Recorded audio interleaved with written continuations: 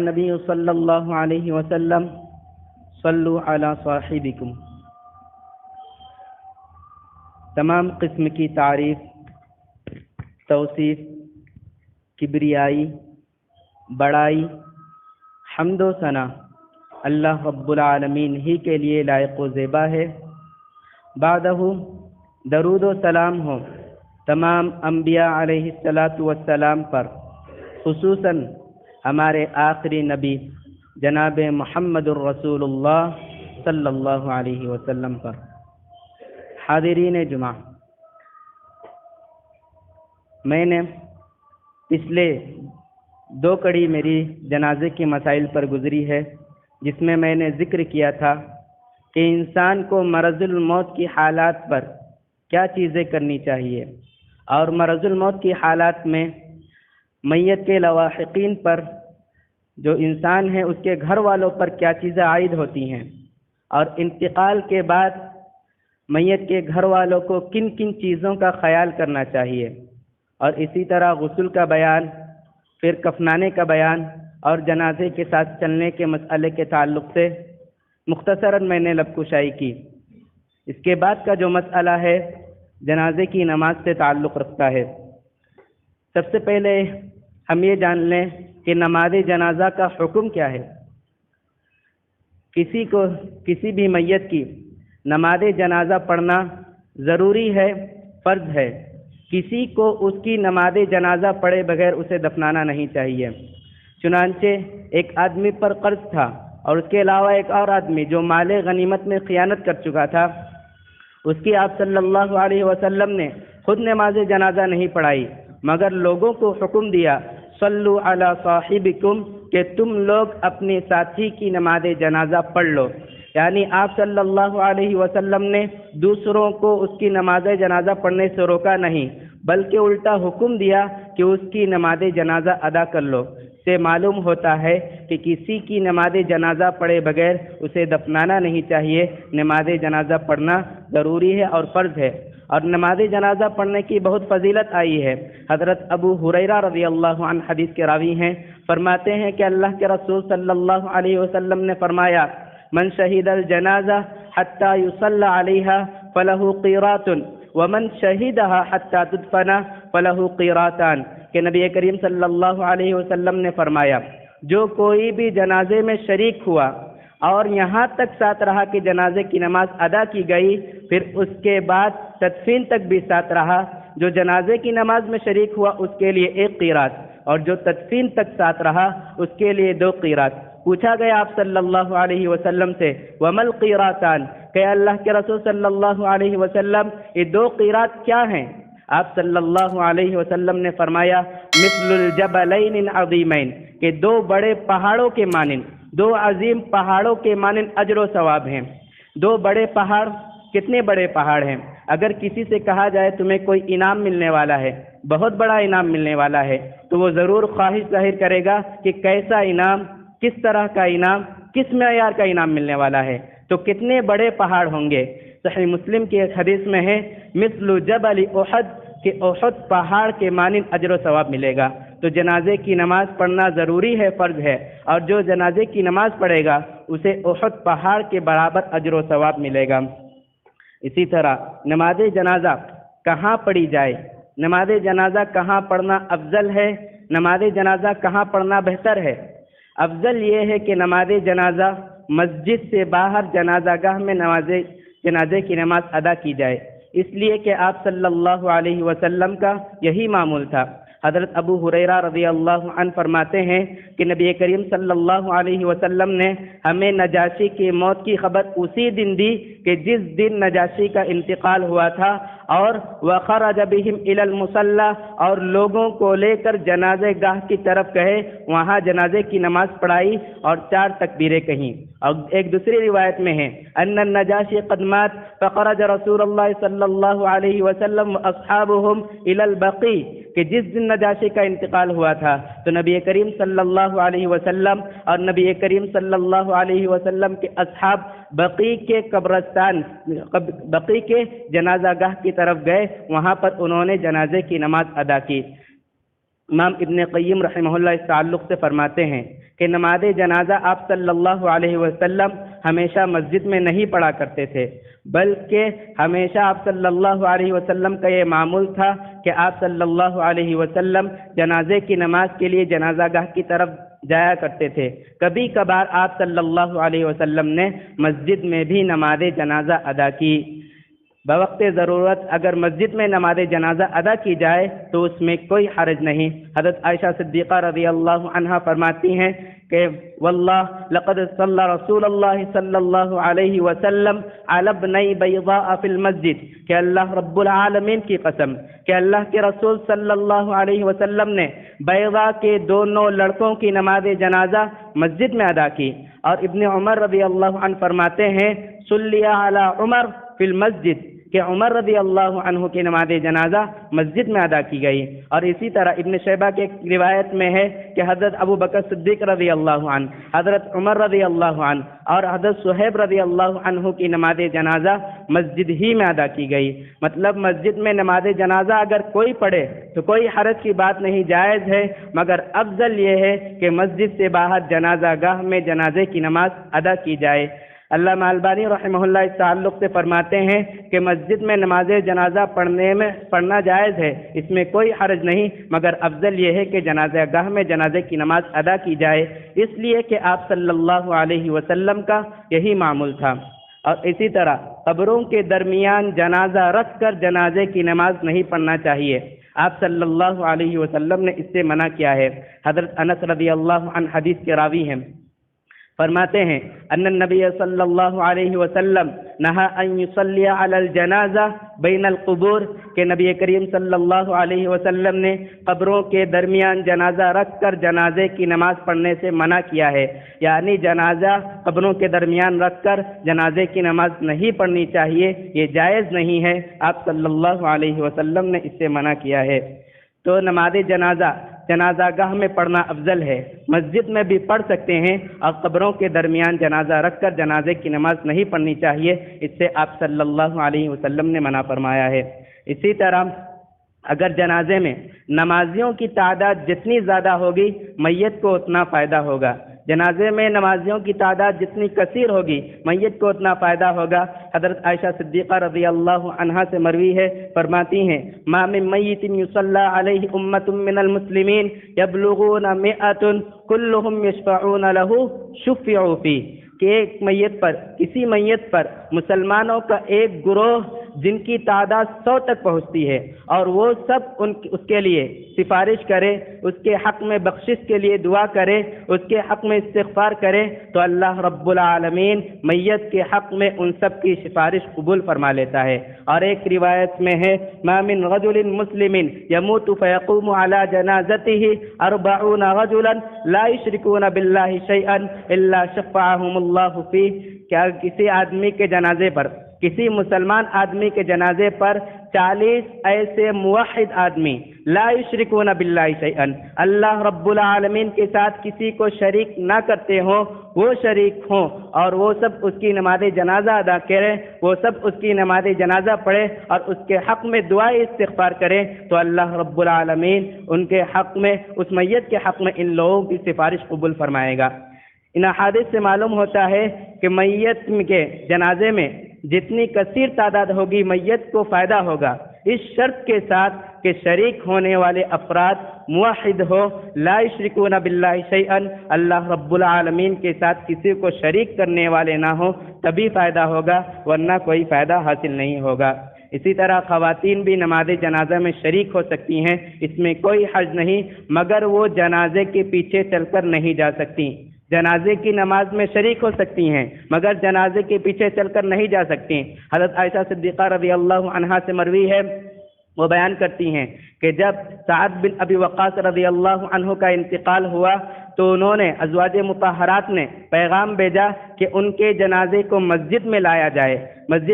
جائے تاکہ وہ ان کی نماز جنازہ ادا کر سکیں۔ چنانچہ ایسا ہی ہوا، وہ جنازے کے پیچھے چل کر نہیں گئیں بلکہ ان کے جنازے کو مسجد میں لایا گیا اور انہوں نے وہاں پر مسجد میں نماز جنازہ ادا کی۔ علامہ عبدالعزیز بن باز رحمہ اللہ اس تعلق سے فرماتے ہیں کہ عورت کا نماز جنازہ میں شریک ہونا ثابت ہے مگر وہ تدفین کے لیے میت کے پیچھے نہیں جائیں گی، جیسا کہ ام عطیہ رضی اللہ عنہا کی حدیث میں ہے، نہینا عن اتباع الجنائز ولم يعزم علینا، کہ ہمیں جنازے کے پیچھے چلنے سے منع کر دیا گیا ہے۔ وہ الگ بات ہے کہ اتنی تاکید سے منع نہیں کیا گیا، بہرکیف منع کر دیا گیا۔ تو عورتیں جنازے کی نماز میں شریک ہو سکتی ہیں مگر وہ جنازے کے پیچھے چل کر نہیں جا سکتی۔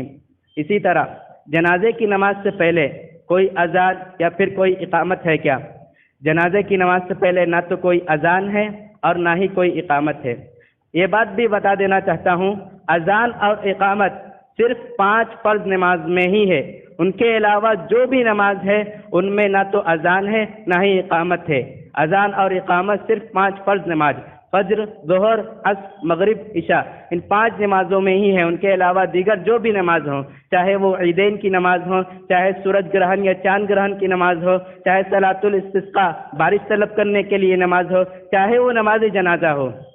کوئی بھی نماز ہو، اس میں نہ تو اذان ہوگی نہ ہی اقامت ہوگی۔ اذان اور اقامت صرف 5 فرض نمازوں کے لیے ہی ہیں۔ اسی طرح نماز جنازہ میں جماعت کا اہتمام کرنا چاہیے۔ علامہ البانی رحمہ اللہ فرماتے ہیں کہ نماز جنازہ میں ویسے ہی جماعت کا اہتمام کرنا چاہیے کہ جس طرح فرض نماز میں لوگ جماعت کا اہتمام کرتے ہیں۔ وہ دلیل یہ پیش کرتے ہیں کہ نبی کریم صلی اللہ علیہ وسلم نے ہمیشہ نماز جنازہ جماعت کے ساتھ ہی ادا کی، تو اسی لیے ہم کو بھی نماز جنازہ جماعت کے ساتھ ادا کرنا چاہیے۔ دوسری دلیل یہ پیش کرتے ہیں کہ نبی کریم صلی اللہ علیہ وسلم نے فرمایا، صلو کما رأیتمونی اصلی، کہ تم اسی طرح نماز پڑھو کہ جس طرح مجھے نماز پڑھتے ہوئے دیکھو۔ تو آپ صلی اللہ علیہ وسلم نے جنازے کی نماز جماعت کے ساتھ پڑھی، تو ہمیں بھی جنازے کی نماز جماعت کے ساتھ پڑھنا چاہیے۔ اور اسی طرح جنازے کی نماز میں کتنے افراد ہوں تو جماعت ہو سکتی ہے، کم از کم کتنے افراد ہوں؟ جنازے کی نماز میں اگر 2 افراد بھی ہوں تو نماز جنازہ کی جماعت ہو جائے گی، مگر جو حدیث ہمیں ملتی ہے وہ 3 آدمی پر مشتمل ہے۔ چنانچہ عمیر بن ابی طلحہ رضی اللہ عنہ کا جب انتقال ہوا تو ابو طلحہ رضی اللہ عنہ نے آپ صلی اللہ علیہ وسلم کو نماز جنازہ پڑھانے کے لیے مدعو کیا، تو آپ صلی اللہ علیہ وسلم آئے، فتقدم رسول اللہ صلی اللہ علیہ وسلم وکان ابو طلحہ وراءہ وام سلیم وراء ابی طلحہ ولم یکن معهم غیرهم، کہ نبی کریم صلی اللہ علیہ وسلم عمیر بن ابی طلحہ رضی اللہ عنہ کی نماز جنازہ پڑھانے کے لیے آگے بڑھے، اور ابو طلحہ رضی اللہ عنہ آپ صلی اللہ علیہ وسلم کے پیچھے کھڑے ہوئے تھے، اور ام سلیم رضی اللہ عنہا جو تھی وہ ابو طلحہ رضی اللہ عنہ کے پیچھے کھڑی ہوئی تھی۔ اس حدیث سے استدلال کرتے ہوئے علامہ البانی رحمہ اللہ فرماتے ہیں، اگر جنازے کی نماز کے لیے 2 آدمی بھی ہوں تو وہ آدمی جو ہوگا امام کے ساتھ اس کے بازو میں کھڑا نہیں ہوگا، اس کے دائیں جانب نہیں کھڑا ہوگا، جیسا کہ حدیث میں ابو طلحہ رضی اللہ عنہ آپ صلی اللہ علیہ وسلم کے پیچھے کھڑے ہوئے ہیں۔ تو جنازے کی نماز میں مقتدی اگر 2 بھی آدمی ہوں گے تو بھی مقتدی پیچھے ہی کھڑا ہوگا، امام کے ساتھ نہیں کھڑا ہوگا۔ عام حالات میں اگر 2 آدمی جماعت بنا رہے ہیں تو مقتدی امام کے دائیں جانب کھڑا ہوتا ہے، مگر جنازے کا مسئلہ اس سے مختلف ہے، اس میں وہ امام کے پیچھے ہی کھڑا ہوگا، امام کے ساتھ نہیں کھڑا ہوگا۔ اسی طرح بعض لوگ کہتے ہیں کہ جنازے کی نماز کے لیے صفیں جو بنائی جاتی ہیں وہ طاق عدد 8 نمبر میں 1 3 5 ہونی چاہیے، جو کہ صحیح نہیں ہے۔ جتنی صفوں کی ضرورت ہے اتنی بنائی جا سکتی ہیں، اس میں کوئی حد نہیں۔ حضرت جابر بن عبداللہ رضی اللہ عنہ حدیث کے راوی ہیں، فرماتے ہیں کہ نبی کریم صلی اللہ علیہ وسلم نے فرمایا کہ آج حبش کے ایک نیک آدمی کا انتقال ہو گیا ہے اور اس کے لیے نماز جنازہ پڑھیں، اور وہ سب حضرت جابر بن عبداللہ رضی اللہ فرماتے ہیں، فصفنا فصلی النبی صلی اللہ علیہ وسلم ونحن صفوف، پھر ہم نے صفیں بنائی اور آپ صلی اللہ علیہ وسلم نے نماز جنازہ پڑھائی، اور ہم کئی صفوں میں تھے، یعنی صفوں کی کوئی تعین نہیں تھی کہ کتنی صفیں بنائی گئیں، جتنی ضرورت تھی اتنی صفیں بنائی جا سکتی ہیں۔ اور جو لوگ کہتے ہیں 1 ہونا چاہیے 3 ہونا چاہیے 8 نمبر کی صفیں ہونا چاہیے، مسلم کے ایک حدیث میں ہے، فقمنا فصفنا صفین، ہم کھڑے ہوئے تو آپ صلی اللہ علیہ وسلم نے ہماری 2 صفیں بنائیں۔ اس سے ان کا رد ہو جاتا ہے کہ 8 نمبر کی جو صفیں طاق عدد میں جو صفحے بنائے وہ کہتے ہیں ان کا رد ہو جاتا ہے، یعنی جتنی صفحے بنانے کی ضرورت ہو اتنی صفحے بنائی جا سکتی ہیں، اس میں کوئی حرج نہیں ہے۔ اسی طرح امام مرد کے سر کے پاس کھڑا ہوگا، اگر جنازہ مرد کا ہے تو امام مرد کے سر کے پاس کھڑا ہوگا، اگر جنازہ عورت کا ہے تو امام عورت کے درمیان میں کھڑا ہوگا۔ چنانچہ حضرت انس رضی اللہ عنہ ان کے تعلق سے ہے، انہوں نے ایک جنازہ پڑھایا جو کہ مرد کا تھا، فقام عند رأسی، وہ اس کے سر کے پاس کھڑے ہوئے، اور جب وہ جنازہ اٹھا لیا گیا تو ایک عورت کا جنازہ لایا گیا، فقام وسطها، آپ نے اس کی بھی نماز جنازہ پڑھائی، آپ اس کے درمیان میں کھڑے ہوئے۔ کسی نے آپ سے پوچھا کہ جس طرح آپ مرد کے لیے اس کے سر کے پاس کھڑے ہیں اور عورت کے لیے اس کے درمیان میں کھڑے ہیں، کیا آپ صلی اللہ علیہ وسلم بھی ایسے ہی کھڑے ہوتے تھے؟ تو انہوں نے جواب دیا، جی ہاں، آپ صلی اللہ علیہ وسلم بھی ایسے ہی کھڑے ہوتے تھے۔ بعض لوگوں کا یہ موقف ہے چاہے جنازہ مرد کا ہو یا عورت کا ہو تو اس کے سینے کے پاس کھڑے ہوں گے، جو کہ صحیح نہیں ہے۔ علامہ عبدالعزیز بن باز رحمہ اللہ اس تعلق سے فرماتے ہیں، نماز جنازہ میں سنت تو یہ ہے کہ امام مرد کے سر کے پاس کھڑا ہو اور عورت کے درمیان میں یعنی اس کے کمر کے پاس کھڑا ہو، یہی نماز جنازہ میں سنت ہے۔ اسی طرح جب جنازہ رکھتے ہیں نماز جنازہ کے لیے تو اس کا سر امام کے دائیں جانب ہونا چاہیے یا پھر بائیں جانب بھی رکھ سکتے ہیں۔ اس تعلق سے مجموع الفتاوی میں ذکر ہے، علامہ ابن عثیمین رحمہ اللہ سے لوگوں نے پوچھا تو انہوں نے کہا، مجھے نہیں معلوم یہ چیز بھی سنت میں ہے، یعنی اس کی شریعت میں کوئی اصل نہیں کہ دائیں جانب ہی میت کا سر رکھا جائے۔ وہ کہتے ہیں کہ بضع اوقات تو بائیں جانب سر رکھ دینا چاہیے تاکہ لوگوں کو معلوم ہو جائے یہ چیز واجب نہیں ہے، داہنے جانب کی فضیلت اس کے بنا پر رکھتے ہیں، لیکن یہ چیز شریعت میں اس کی کوئی اصل نہیں ہے، بائیں جانب بھی بسا اوقات رکھ دینا چاہیے۔ اور اسی طرح نماز جنازہ میں کتنی تکبیریں کہیں جائیں؟ نماز جنازہ میں جمہور علماء علم کا موقف یہ ہے کہ 4 تکبیریں کہی جائیں، لیکن 4 تکبیروں سے زائد کا بھی ثبوت ملتا ہے، 5، 6، 7 یہاں تک کہ 9 تک کا بھی ثبوت ملتا ہے۔ آپ صلی اللہ علیہ وسلم نے حضرت حمزہ رضی اللہ عنہ کی جب نماز جنازہ پڑھائی آپ نے 9 تکبیریں کہیں۔ جمہور علماء علم کا موقف یہ ہے کہ راجح یہ ہے کہ 4 تکبیریں ہی کہی جائے، اور 4 تکبیریں میں سب کیا کیا کہنا چاہیے؟ پہلی تکبیر کے بعد سورہ فاتحہ پڑھیں،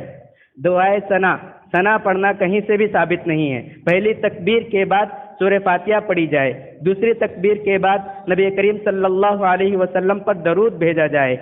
جسے لوگ درود ابراہیم کہتے ہیں، وہ درود پڑھا جائے، پھر اس کے بعد تیسری تکبیر کے بعد میت کے لیے دعا کی جائے، چوتھی تکبیر کے بعد سلام پھیر دیا جائے۔ حضرت ابو امامہ رضی اللہ عنہ حدیث کے راوی ہیں، وہ فرماتے ہیں کہ مجھ سے صحابہ کرام رضی اللہ عنہم اجمعین میں سے کسی نے کہا کہ جنازے کی نماز میں سنت تو یہ ہے کہ پہلی تکبیر کے بعد سری طور پر آہستہ سے سورہ فاتحہ کی تلاوت کی جائے، اس کے بعد درود شریف پڑھا جائے، اس کے بعد خالص ہو کر میت کے لیے دعا کیا جائے، اور اسی طرح سورہ فاتحہ کے بعد کوئی اور سورت پڑھنا بھی افضل ہے، جائز ہے، اس میں کوئی حرج کی بات نہیں۔ نماز جنازہ کے لیے بہت ساری دعائیں آتی ہیں، احادیث میں بہت ساری دعائیں ذکر ہیں، جن میں سے 1-2 کا میں ذکر کر دینا چاہتا ہوں۔ حضرت عوف بن مالک رضی اللہ عنہ سے مروی ہے کہ آپ صلی اللہ علیہ وسلم کے لیے آپ صلی اللہ علیہ وسلم نماز جنازہ پڑھائے تھے۔ آپ صلی اللہ علیہ وسلم نے نماز جنازہ میں یہ دعا پڑھی، اللہم اغفر لہ وارحمہ وعافہ واعف عنہ واکرم نزلہ ووسع مدخلہ واغسلہ بالماء والثلج والبرد ونقہ من الخطایا كما نقيت الثوب الأبيض من الدنس اللهم ابدل دارا خيرا من داري وأهلا خيرا من أهلي وزوجا خيرا من زوجي اللهم أدخله الجنة وأعذ من عذاب القبر وعذاب النار اللهم اغفر له وارحمه وعاف عنه واكرم نزله کہ اللہ رب العالمین اسے بخش دے، اس کی مغفرت فرما، اسے عافیت دے، اس پر رحم فرما، واکرم نزلہ اور اس کی بہترین مہمان نوازی کر، ووسع مدخلہ اس کی قبروں کو کشادہ کر دے، واغسلہ بالماء والثلج والبرد اسے پانی سے، برف سے، اولوں سے دھو ڈال، ونقه من الخطايا كما نقيت الثوب الابيض من الدنس، اس کے گناہوں کو، اس کی خطاؤں کو، اس کی معصیتوں کو اس طرح صاف کر دے جیسے سفید کپڑے سے میل کچیل کو صاف کر دیا جاتا ہے، اس طرح صاف کر دے۔ اللہم ابدل دارا خیرا من داری، کہ اللہ رب العالمین اس کے گھر سے بہتر گھر، اس کے اہل و عیال سے بہتر اہل و عیال، اس کی بیوی سے بہتر بیوی اسے عطا فرما۔ اللہم ادخلہ الجنہ، اے اللہ رب العالمین اسے جنت میں داخل کر، وعز من عذاب القبر وعذاب النار، اسے عذاب قبر سے اور جہنم کے آگ سے بچا لے۔ راوی حدیث کہتے ہیں کہ جب نبی کریم صلی اللہ علیہ وسلم نے یہ دعا پڑھی، میری ایک خواہش ہوئی کہ جس جنازے پر آپ صلی اللہ علیہ وسلم نے یہ دعا پڑھی کاش کہ وہ جنازہ میرا ہوتا۔ اور اسی طرح ابو ہریرہ رضی اللہ عنہ کی حدیث میں یہ دعا بھی مذکور ہے، اللہم اغفر لحینا ومیتنا وشاہدینا وغائبنا وصغیرنا وکبیرنا وذکرنا وانثانا، اللہم من احییتہ منا فاحیہ علی الاسلام ومن توفیتہ منا فتوفہ علی الایمان، اللہم لا تحرمنا اجرہ ولا تذلنا بعدہ، کہ اللہ رب العالمین ہمارے حاضر کی، ہمارے غائب کی، ہمارے زندوں کی، ہمارے مردوں کی، ہمارے چھوٹوں کی، ہمارے بڑوں کی، ہم میں سے مردوں کی، ہمارے عورتوں کی مغفرت فرما، جب تک ہمیں زندہ رکھ، اسلام پر زندہ رکھ، جب موت آئے تو ایمان پر آئے، اور ہمیں اس اجر سے محروم نہ کر، جو ہم جنازے کی نماز پڑھ رہے ہیں اس اجر سے محروم نہ کر، اور اس کے بعد تو ہمیں گمراہ نہ کر۔ اور اسی طرح بہت ساری دعائیں احادیث میں موجود ہیں۔ اسی طرح جنازے کی نماز سری اور جہری آہستہ سے، جیسے ظہر اور عصر کی نماز ہوتی ہے آہستہ سے، ویسے بھی پڑھی جا سکتی ہے، اور جہری بلند آواز سے بھی پڑھی جا سکتی ہے، جیسا کہ حضرت ابو امامہ رضی اللہ عنہ کی حدیث میں ہے، وہ فرماتے ہیں کہ نبی کریم صلی اللہ علیہ کے صحابی اکرام رضی اللہ عنہم اجمعین میں سے ان سے کسی نے کہا کہ نماز جنازہ میں سنت تو یہ ہے کہ سری طور پر آہستہ سے پہلے تکبیر کے بعد سورہ فاتحہ پڑھی جائے، تو سری طور پر اگر کوئی نماز جنازہ پڑھتا ہے تو اس میں کوئی حرج نہیں، پڑھ سکتا ہے، اور جہری طور پر بھی آدمی نماز جنازہ پڑھ سکتا ہے۔ ابن عباس رضی اللہ عنہ نے جہرن تلاوت کی، بلند آواز سے نماز جنازہ میں بلند آواز سے تلاوت کی اور کہا کہ یہ سنت ہے، تو سری اور جہری دونوں طریقے سے آدمی نماز جنازہ پڑھ سکتا ہے۔ اسی طرح نماز جنازہ میں جو سلام پھیرا جاتا ہے، دونوں جانب سلام پھیرنا ضروری ہے، یا پھر کوئی ایک جانب بھی سلام پھیر دے تو کافی ہو جائے گا اس کے لیے۔ تو حضرت عبداللہ بن مسعود رضی اللہ عنہ فرماتے ہیں کہ 3 کام ایسے ہیں جو نبی کریم صلی اللہ علیہ وسلم کیا کرتے تھے، لوگوں نے اسے چھوڑ دیا ہے۔ ان میں سے ایک التسلیم علی الجنازہ مثل التسلیم فی الصلاۃ، کہ جنازے میں ویسے ہی سلام پھیرا جائے کہ جس طرح نماز میں سلام پھیرا جاتا ہے، یعنی جیسے نماز میں دائیں اور بائیں دونوں جانب سلام پھیرا جاتا ہے، ویسے ہی جنازے کی نماز میں دائیں اور بائیں دونوں جانب سلام پھیرا جائے۔ اگر کوئی شخص ایک جانب بھی سلام پھیرتا ہے تو کوئی حرج نہیں، اس کی نماز ہو جائے گی۔ حضرت ابو ہریرہ رضی اللہ عنہ حدیث کے راوی ہیں، فرماتے ہیں کہ اللہ کے رسول صلی اللہ علیہ وسلم نے نماز جنازہ پڑھائی اور 4 تکبیریں کہیں، وسلم تسلیمۃ واحدۃ، اور پھر ایک ہی مرتبہ سلام پھیرا، ایک ہی جانب سلام پھیرا، تو اس وقت بھی آدمی کی نماز ہو جائے گی، اس میں کوئی حرج نہیں، اس میں کوئی دقت کی بات نہیں ہے۔ اسی طرح جب ہم نماز جنازہ پڑھتے ہیں تو 4 تکبیریں کہی جاتی ہیں، چاروں تکبیروں میں رفع الیدین کرنا ضروری ہے، یا پھر ایک بار شروع میں ہی اگر کر دیا جائے تو کافی ہو جائے گا۔ چنانچہ حضرت ابو ہریرہ رضی اللہ عنہ حدیث کے راوی ہیں، فرماتے ہیں ان رسول اللہ صلی اللہ علیہ وسلم کبر علی جنازۃ فرفع یدیہ فی اول تکبیرۃ ووضع الیمنی علی الیسری، کہ نبی کریم صلی اللہ علیہ وسلم نے نماز جنازہ پڑھائی، پہلی تکبیر کے ساتھ رفع الیدین کیا، پہلی تکبیر کے ساتھ ہاتھ اٹھایا، پھر اپنا دایاں ہاتھ بائیں ہاتھ پر رکھ لیا، پھر اس کے بعد انہوں نے رفع الیدین نہیں کیا۔ البتہ ابن عمر رضی اللہ عنہ کا عمل یہ ہے کہ وہ ہر تکبیر کے ساتھ رفع الیدین کیا کرتے تھے، ہر تکبیر کے ساتھ ہاتھ اٹھایا کرتے تھے۔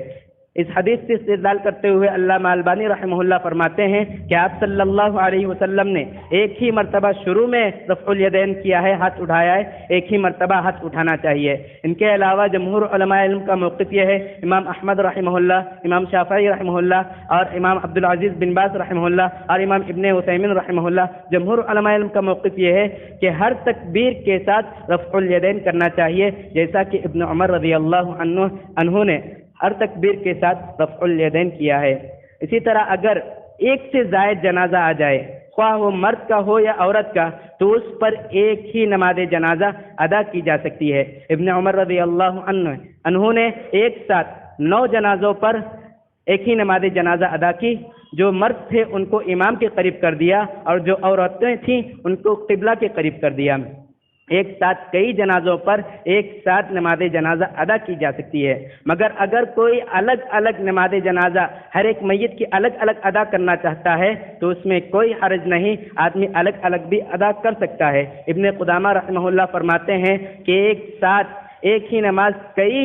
میت پر کئی جنازوں پر اگر ادا کرے تو اس میں علماء کے مابین کوئی اختلاف نہیں۔ اگر کوئی الگ الگ بھی پڑھنا چاہتا ہے تو اس میں بھی کوئی حرج نہیں، الگ الگ پڑھ سکتا ہے۔ اسی طرح 3 اوقات ایسے ہیں جس میں تو نہ نماز جنازہ پڑھیں گے، کوئی بھی نماز نہیں پڑھیں گے اور نہ ہی اس میں میت کو دفن کریں گے۔ عقبہ بن عامر رضی اللہ عنہ فرماتے ہیں کہ نبی کریم صلی اللہ علیہ وسلم نے فرمایا کہ 3 اوقات ایسے ہیں اس میں نہ نماز جنازہ پڑھیں گے اور نہ ہی میت کو دفن کریں گے۔ پہلا وقت حین تطلع الشمس، جبکہ سورج طلوع ہو رہا ہو اس وقت۔ دوسرا وقت حین یقوم قائمۃ الظہیرہ، جبکہ سورج بالکل آسمان کی بیچوں بیچ ہو، نصف آسمان پر ہو تب۔ اور تیسرا وقت حین تتغیب الشمس، جبکہ سورج دھیما یعنی ڈوبنے لگا ہو، غروب ہونے لگا ہو اس وقت۔ نہ تو کوئی نماز پڑھیں گے اور نہ ہی میت کو دفن کریں گے۔ ان 3 اوقات میں نہ میت کو دفن کریں گے اور نہ ہی اس کے لیے نماز جنازہ پڑھیں گے۔ اسی طرح بعض لوگ نماز جنازہ کے بعد اجتماعی طور پر دعا کرتے ہیں جنازے کے لیے، جو کہ نبی کریم صلی اللہ علیہ وسلم سے ثابت نہیں ہے، نہ ہی آپ صلی اللہ علیہ وسلم کے اصحاب سے ثابت ہے۔ جو چیز ثابت شدہ نہیں ہوتی وہ بدعت ہوا کرتی ہے۔ اسی طرح آپ صلی اللہ علیہ وسلم نے مقروض کی، مال غنیمت میں خیانت کرنے والے کی اور خودکشی کرنے والے کی، ان تینوں کی نماز جنازہ پڑھنے سے منع کر دیا۔ آپ صلی اللہ علیہ وسلم نے مقروض کے تعلق سے اور پھر مال غنیمت میں خیانت کرنے والے کے تعلق سے ایک ہی لفظ استعمال کیا، صلو علی صاحبکم، کہ تم لوگ اپنے ساتھی کی نماز جنازہ پڑھ لو۔ اور خودکشی کرنے والے کے تعلق سے فرمایا اما انا فلا اصلی، رہی میری بات میں تو اس کی نماز جنازہ نہیں ادا کرنے والا ہوں۔ سوال یہ پیدا ہوتا ہے کہ ان کی نماز جنازہ ادا کی جائے گی یا پھر نہیں۔ شیخ الاسلام امام ابن تیمیہ رحمہ اللہ فرماتے ہیں جو کوئی بھی اسلام کو ظاہر کرے، یعنی جو کوئی اسلام لائے اس کے ساتھ اسلام کے ظاہری اعمال کیے جائیں گے، یعنی اسے غسل بھی دیا جائے گا، اس کی نماز جنازہ بھی ادا کی جائے گی، اسے مسلمانوں کے قبرستان میں دفن بھی کیا جائے گا۔ علامہ عبدالعزیز بن باز رحمہ اللہ اس تعلق سے فرماتے ہیں کہ اسے غسل بھی دیا جائے گا، اس کی نماز جنازہ بھی ادا کی جائے گی، اسے مسلمان کے قبرستان میں دفن بھی کیا جائے گا، اس لیے کہ وہ نافرمان ہے، کافر نہیں ہے، مسلمان ہے، اس نے نافرمانی کی ہے، اس لیے اس کے ساتھ مسلمانوں والے سارے احکام کیے جائیں گے۔ اسی طرح بچے کی بھی نماز جنازہ ادا کی جا سکتی ہے۔ الطفل یصلی علیہ، چھوٹے بچے انتقال کر جائے تو ان کی بھی نماز جنازہ ادا کی جا سکتی ہے۔ اور اس کے علاوہ السقط یصلی علیہ، جو رحم مادر میں انتقال کر جائے اس کی بھی نماز جنازہ ادا کی جا سکتی ہے۔ اس حدیث سے استدلال کرتے ہوئے علامہ البانی رحمہ اللہ فرماتے ہیں جو ساقط شدہ حمل رہتا ہے اس وقت اس کی نماز جنازہ ادا کریں گے جب وہ 4 ماہ پار کر چکا ہو، 4 ماہ ہو چکے ہو اور اس میں روح پھونکی جا چکی ہو۔ اگر 4 ماہ سے قبل حمل ساقط ہو جائے تو اس کی نماز جنازہ نہیں ہے، 4 ماہ کے بعد اگر کوئی حمل ساقط ہو جاتا ہے تو اس کی نماز جنازہ ادا کی جا سکتی ہے۔ اسی طرح مشرک، منافق اور کافر کی نماز جنازہ نہیں پڑھیں گے۔ وَلَا تُصَلِّ عَلَيْهِمْ مَاتَ أَبَدًا وَلَا تَقُمْ عَلَىٰ قَبْرِهِ، کہ آپ صلی اللہ علیہ وسلم کو منع کر دیا گیا کہ آج کے بعد نہ ہی آج کے بعد کسی منافق کی نماز جنازہ پڑھیں گے، نہ ہی ان کی قبر پر کھڑے ہو کر ان کے لیے دعا کریں گے۔ اور ایک آیت میں ہے مَا كَانَ لِلنَّبِيِّ وَالَّذِينَ آمَنُوا أَن يَسْتَغْفِرُوا لِلْمُشْرِكِينَ وَلَوْ كَانُوا أُولِي قُرْبَىٰ، کہ مشرکین کے لیے دعا کرنا، دعائے استغفار کرنا جائز نہیں ہے، مومن کے لیے بھی اور نبی کریم صلی اللہ علیہ وسلم کے لیے بھی یہ مناسب نہیں ہے۔ اور اسی طرح امام نووی رحمہ اللہ اس تعلق سے فرماتے ہیں کافر کے لیے نماز جنازہ پڑھنا، اس کے لیے استغفار کی دعا کرنا جائز نہیں ہے، حرام ہے۔ نص قرآن کی وجہ سے اور اجماع امت کی وجہ سے یہ حرام ہے کہ ان کے لیے نماز جنازہ نہ ادا کی جائے۔ اسی طرح قبر پر نماز جنازہ آدمی کا انتقال ہو گیا ہے، تدفین ہو گئی ہے، اس کے بعد نماز جنازہ اگر کوئی قبر پر پڑھنا چاہے تو پڑھ سکتا ہے۔ حضرت ابو ہریرہ رضی اللہ عنہ حدیث کے راوی ہیں، فرماتے ہیں کہ ایک کالے رنگ کی عورت جو مسجد کی خدمت کیا کرتی تھی، جب اس کا انتقال ہو جاتا ہے تو صحابہ اکرام آپ صلی اللہ علیہ وسلم کو بتائے بغیر اس کی تدفین کر دیتے ہیں۔ جب آپ صلی اللہ علیہ وسلم کو وہ عورت نظر نہیں آتی تو آپ صلی اللہ علیہ وسلم اس کے تعلق سے دریافت کرتے ہیں، تو آپ صلی اللہ علیہ وسلم کو بتایا جاتا ہے، تو آپ صلی اللہ علیہ وسلم اس کی قبر پوچھتے ہیں کہاں پر ہے، آپ صلی اللہ علیہ وسلم وہاں پر جا کر اس کے لیے جنازے کی نماز ادا کرتے ہیں۔ اور اسی طرح غائبانہ نماز جنازہ بھی ادا کی جا سکتی ہے۔ جمہور علماء علم کا موقف یہ ہے کہ غائبانہ نماز جنازہ ادا کی جا سکتی ہے۔ غائبانہ نماز جنازہ کا مطلب یہاں پر میت نہیں، میت کسی اور شہر میں ہوگی، غائب طور پر اس کی نماز جنازہ ادا کر سکتے ہیں۔ بعض علماء کا کہنا ہے کہ اگر دوسرے شہر میں اس کی نماز جنازہ نہ ادا کی گئی ہو تب ادا کر سکتے ہیں۔ مگر جمہور علماء علم کا موقف یہ ہے کہ غائبانہ نماز جنازہ ادا کر سکتے ہیں، اس میں کوئی حرج نہیں، جیسا کہ آپ صلی اللہ علیہ وسلم نے نجاشی کی موت پر اس کی نماز جنازہ غائبانہ ادا کی۔ آخر میں دعا ہے رب العالمین سے کہ اللہ رب العالمین ہم تمام لوگوں کو موت سے پہلے آخرت کی تیاری کرنے کی توفیق عطا فرمائے۔ اے اللہ، جو بیمار ہیں ان کو شفائے کاملہ اور عاجلہ عطا فرما، جو تیری رحمت کو جا چکے ہیں ان کے قبر کو کشادہ کر دے، ان کے قبر کو نور سے بھر دے اور انہیں جنت میں اعلیٰ مقام عطا فرما۔ رب العالمین جو پریشان حال ہیں ان کی پریشانیوں کو دور فرما، جو تنگست ہیں ان کی خوشحالی پیدا فرما۔ ربنا آتنا في الدنيا حسنة وفي الآخرة حسنة وقنا عذاب النار وإن أصبت فمن الله وإن أخطأت مني ومن الشيطان بارك الله لنا ولكم في القرآن المجيد ونفعني وإياكم بالآيات والذكر الحكيم إنه تعالى جواد كريم ملك بر رؤوف رحيم ورب حليم